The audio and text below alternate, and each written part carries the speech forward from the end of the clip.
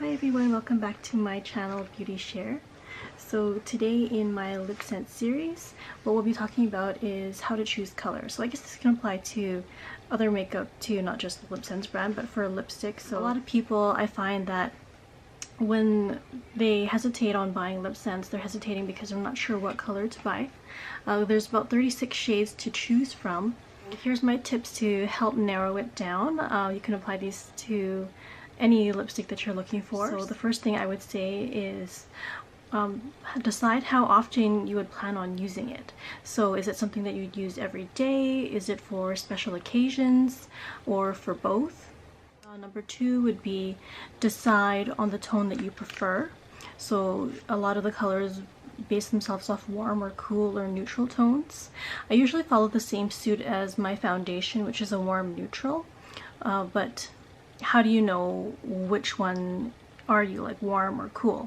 So the way you would do it is you would look at your wrist and the veins on your wrist and see what color they are. If they're more on the green side, you tend to be a warmer tone. If they're more on the bluer side or the purplish side, you'd be more of a cool tone.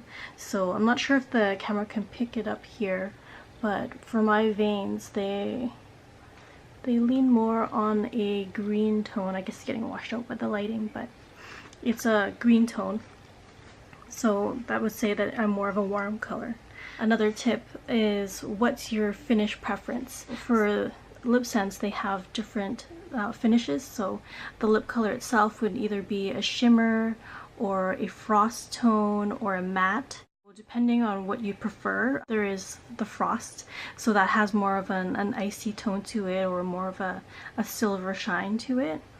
The shimmer tones would be a little hint of a sparkle, or a little hint of a shimmer, or a little bit of a glitter, but it's very subtle, not like a bright sparkle or just outright glitter.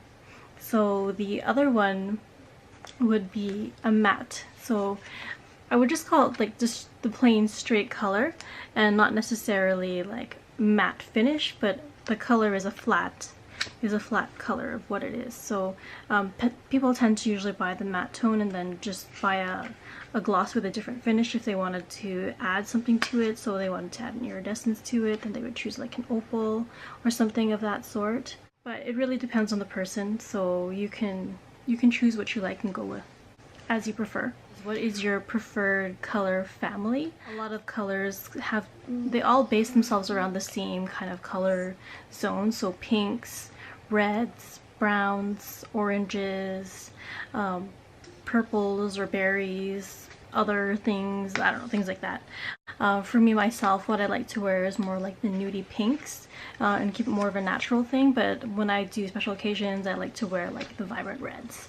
So I mean, it's whatever color family that you prefer to use. The fifth one would be, are you looking for a look that's natural and earthy, or are you looking for a look that's bold and vibrant?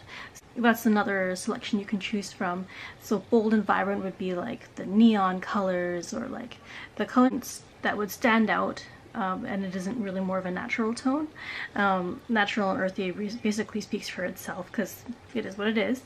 And so what I did was buy a neutral color and then a bright color, and then mix them so that I could get something in between for an everyday look. So I mean, nudes you can wear with the smoky eye, and it adds to that drama, and then for vibrant reds you just wear the muted eye, and it makes that, well, those are the basic rules for makeup application for looks without overpowering your face. So it's usually pick a feature and then enhance it more, and then subdue the rest so that it's more subtle. If you can see in the image, what I have is a picture of the salmon color. So it's a very bright coral color. It's almost fluorescent on me, or on my skin type. And then I had the nude color, which was more of a purple nude is how it leaned towards on my skin tone. But put together, they made something really nice. So like a nice kind of warm brick color is how it ended up looking. If you wanted to do the same thing that I did, choose something bold and bright and then something more neutral, is to keep in mind like the color wheel. So just remember that orange cancels out purple tones, and things like that. So the nude had more purple, the salmon had more orange. They kind of canceled each other out, which made a nice colored tone that was warm for me. Keep in mind that also warm colors also neutralize cool colors. The warm tone of the coral was mixed with the cool tone of the nude. I know it says nude, but it's actually leaning more of a cool tone nude.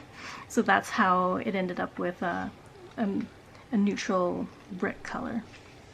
Colors can also be used to enhance. So, for example, mulled wine is a very deep berry color, but if you mix it with the blue-red, it makes a really nice, rich, deep red, but without being too dark, but not too bright either.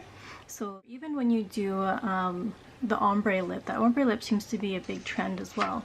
So using the mulled wine on the outer lip and then the blue-red on the inner lip to create that ombre effect it really makes a nice combination of colors as well. But makeup is artistry. You do what you prefer, and how it works for you, it's really up to you. These are my tips. So I hope you found them helpful in finding the perfect color, or helping you choose a shade or two of colors that you'd like. If you'd like this video, please like and subscribe to my channel. Thanks for beauty sharing with me today, and hope to see you again in the future. So stay beautiful. Bye!